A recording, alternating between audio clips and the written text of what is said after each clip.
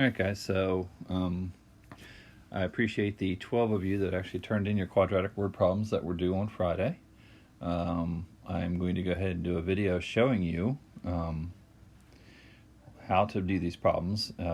Some of you did a really nice job, others of you, I can see where you got lost. We're going to try and take our time and go through this, but you're going to need to have your word problems printed out, or at least in front of you so you can take a look at it, or take a look at what I sent back to you, because those of you that actually did the work, I made comments on every single problem that you did, so you can see exactly what's happening here. So question number 1, we have the rocket launched upward from a platform that's already 64 feet above the ground. For 1A, the only thing that people got wrong was the being a little bit careless. For this one, you should have done negative 16 times 2.5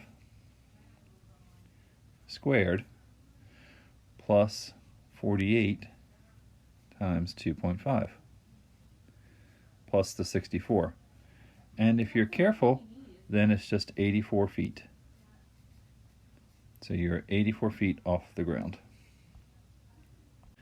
Okay, for part B it says how long will it take the rocket to hit its maximum height? Okay, time is your x-axis, your height is your y-axis, so you're looking for the x point of the vertex. So basically, guys, for 1b, it's just negative b over 2a. And you have to be careful here, of course, but b is 48, so negative 48 over 2 times negative 32. And that is, oops, see, now I'm not being careful, because I am doing what you guys try to do sometimes, 2 times negative 16. Alright, so that gives me negative 48 over negative 32, which is 1.5, or 1.5 seconds. For 1C, maximum height, well, that is the k value. Okay, so what do you have to do? You have to plug the 1.5 into the original equation. So you got negative 16 times 1.5 squared plus 48 times 1.5 plus 64. And if you're careful with your math, which some of you are not, it is 100 feet. So the maximum height is 100 feet off the ground. Okay. 1D, it's saying after how many seconds will the rocket be 96 feet above the ground? Okay, so you take your original equation, your negative 16t squared plus 48t plus 64, and remember, it says that h of t equals that, so the height equals that, so that equals 96. That's all there is to it. Now you're going to subtract 96 from both sides, so that you end up with 0 on the right hand side, so you get negative 16t squared plus 48t minus 32 equals 0. Now, you can try and factor this if you wish, or you can actually solve by using the quadratic formula. I told most of you to solve by using the quadratic formula, and that's actually what I did, even though I think this would be probably a pretty easy factoring if I divided everything by 16, or negative 16. But anyway, t is going to equal negative 48. The biggest thing is you got to know the quadratic formula, and you got to actually write it down correctly. And this is going to be 48 squared minus 4 times negative 16 times negative 32, all over 2 times negative 16. Okay, so what do you do? If you do the math correctly, you should end up with negative 48 plus or minus 16 over negative 32. Well, that gives you two answers. It gives you 1 second and 2 seconds. Now, a lot of you said, well, it can't be 1 second. Why not? Remember, the rocket goes up and then it comes back down, so it's going to be at 96 feet twice. And it's very close to the maximum, because remember the maximum height was at 1.5 seconds. And the maximum height was 100 feet. So it does make sense for both of these to be the correct answer. So don't cross out the first one just because it's, you think it's wrong. That's not always wrong, guys. You have to pay attention to what the problem is talking about. Because in part E, then I can see, oh yeah, maybe you should get rid of it. Now, for part E, what really drives me nuts is it's exactly the same as part D, except you start out a little bit different. You have negative 16t squared plus 48t plus 64, and now it's asking for the ground. Okay, so the ground is at 0 feet. I don't understand why people still don't understand that the ground is 0 feet. It's just really strange.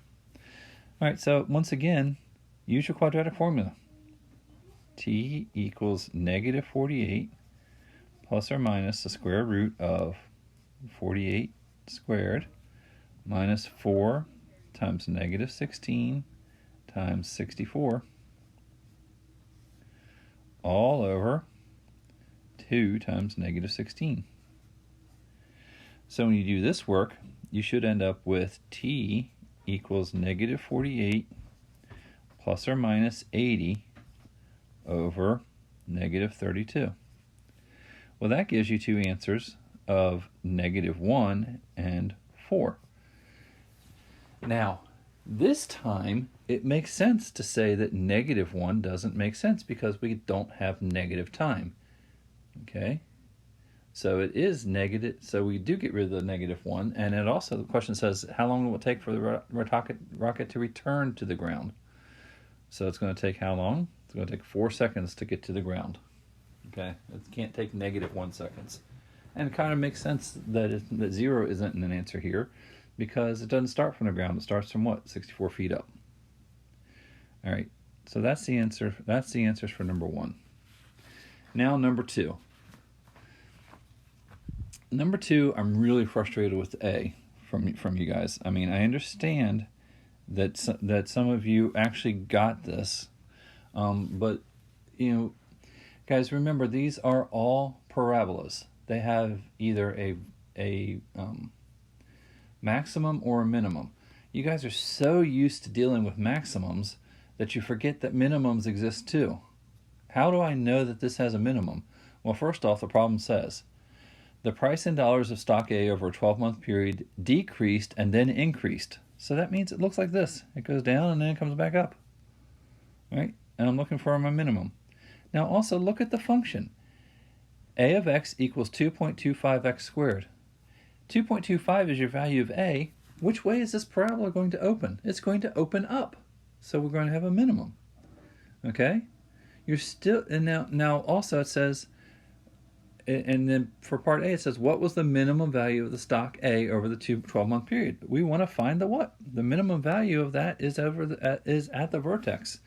Do not just plug in 12, guys. I don't understand why. There's nothing there that says plug in 12. Nothing. And those of you that did this, most of you plugged in 12 for some reason. Okay. So anyway, back to what we're talking about.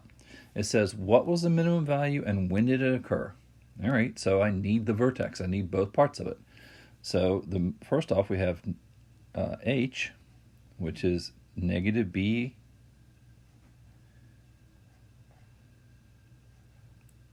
over 2a. Man, that's horrible. Let's try this again. Negative b over 2a, which is going to be, according to the problem, 18 over 2 times 2.25,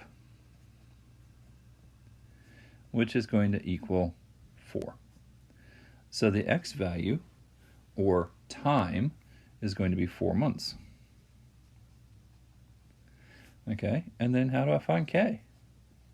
Well, I plug in 4 into my original equation, so I just have 2.25 times 4 squared minus 18 times 4 plus 60. And if you do the math carefully, which some of you still don't do, you get K equals $24. In this case, we're talking about time in months and on the x-axis and money on the y-axis. Okay, so that's why I get $24. Now, part B. This one, some of you started right, but then you just gave up. It says, at what point in time, in other words, what value of x or t, did stock A and stock B have the same value? Solve algebraically showing all work that leads to your answer. Well, if it has the same value, that means that both functions are equal to each other. So all you do is you set the two functions equal to each other. 2.25 x squared minus 18x plus 60 is equal to 8.25x plus 450. Okay, so what do I need to do? Well, I need to make this one big equation equal to 0. So the 2.25x squared doesn't change. If I have a negative 18x and I subtract off another 8.25, I now have negative 26.25x. And then if I subtract 450, I now have plus 5550. Not negative, plus. And that equals 0. Now I have a quadratic equation in terms of x count or t, whichever you want to call it. All you have to do is solve for x. And how have we done that? Quadratic formula. So we do the opposite of b, so it's 26.25 plus or minus the square root of negative 26.25 squared minus 4 times 2.25 times 5550. Some of you, have everything set up right, except you have the wrong signs on some of these. And that gets divided by 2 times 2.25. Okay.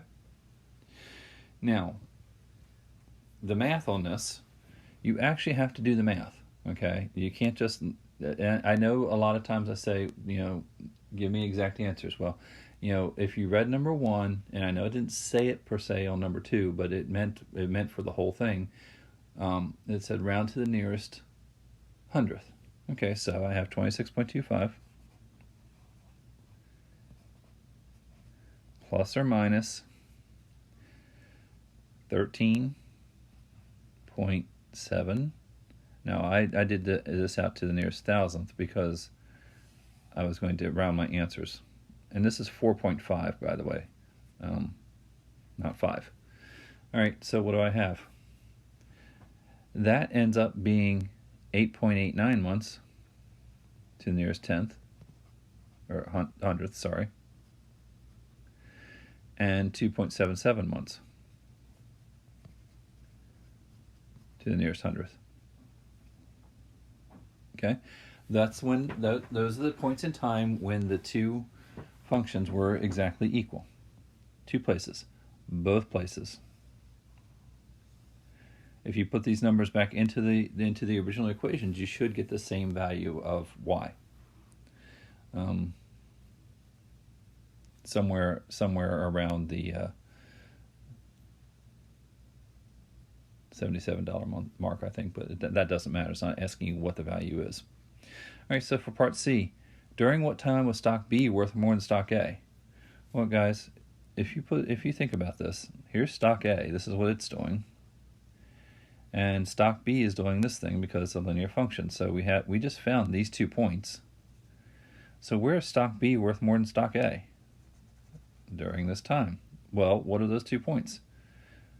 All right, well, it's 2.77 to 8.89. That's all there was to part C. Okay. You can't, I'm sorry, this should be like that. Okay. All right. So So for those of you that I wrote Part C is easy if you did Part B, right? Well, now you see why. Okay. Part D. I appreciate you guys, I really do. Some of you realized that, all I have to do is plug in 6, and then you just didn't answer the questions. There's 2 questions here. Which stock was worth more than after 6 months? And then the other part of it, how much more was it worth? Well, if you plug in A of 6, you ended up with $33. If you plug in B of 6, you ended up with $54. And some of you said stock B is worth more, and you stopped. What does part B of this question say? Or it says, how much more was it worth? Oh, I have to do 54 minus 33, and that gives me $21. So it's $21 worth. $21 more. All right, that's it for number 2. Number 3 is almost a carbon copy of number 2. Okay. So for number 3, part A, it says, in what year did company Saul make the most money? Well, that's the vertex, and some of you realize that. So, in what year we're going to have x equals negative b over 2a, and I have the opposite of 32, so negative 32 over 2 times negative 8. Well, that all turns out to be 2. Now it says what year, it doesn't say, so it's not year 2, okay? That 2 would represent the year 2002. So that is when company Saul has made the most money. Okay? And how much did he make in that year? Well, that's the other part of the vertex, guys. All you got to do is plug that 2 back in. So we've got negative 8. Please do not put 2002 back in. It's just the 2. Plus 32 times 2. Plus 10. And that comes out to be $42, but remember it's in thousands, so it's $42,000. Okay? Part C, after how many years did the 2 companies make the same amount of money? This is the same exact question that you just had in the last problem. So what do? You set them equal to 0. And set them equal to each other. So you have negative 8 t squared plus 32t plus 10 is supposed to equal 2.5t plus 4.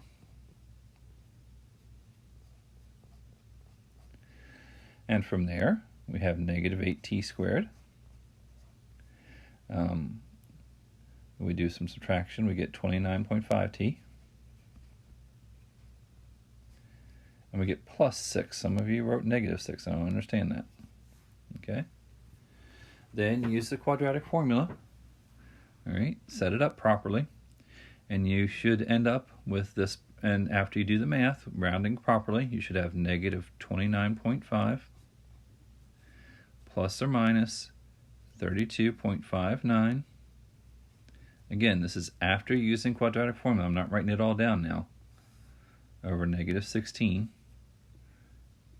Okay?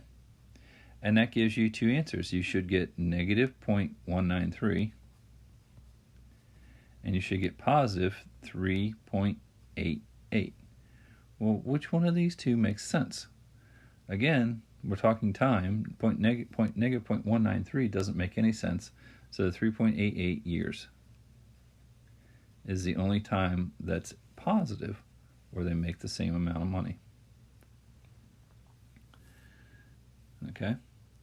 Now, what does this problem look like? Well, this problem, it says that you have a negative 8t squared, so it's upside down. Okay? And then this kind of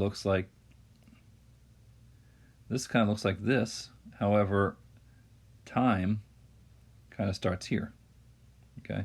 So this is where the negative 0.193 comes from. This is what you just found. Well, from this point to this point would be when For part D, Saul's making more money than Cameron because this starts out with more, and from here to here is making more money. So that is just simply 0 to 3.88. Okay. All right, so for part E, again, some of you just drives me nuts. Okay, so which company made more in 2013? Okay, well, what do you have to do? You have to put in 13 for both. So you have negative 8 times 13 squared plus 32 times 13 plus 10. All right, so if you do all that work, you get negative 926. Okay. For Cameron, you have 2.5 times 13 plus 4, and that's 36.5. Now, obviously Cameron made more money because she's positive and Saul is negative. Okay, so the answer is Cameron for the first part. The second part, guys, you have to subtract. You can't just say that Cameron made that much more because, Saul's losing money. So you have to do 36.5 minus negative 926, which gives you 962.5. So that's how much more.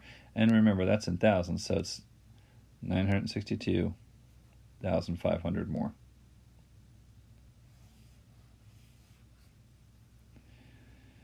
All right, guys. Hopefully this helped. Hopefully this will be good for you. And seniors, this is your last week. Make sure you get everything done for me this week. All right. Thanks, bud.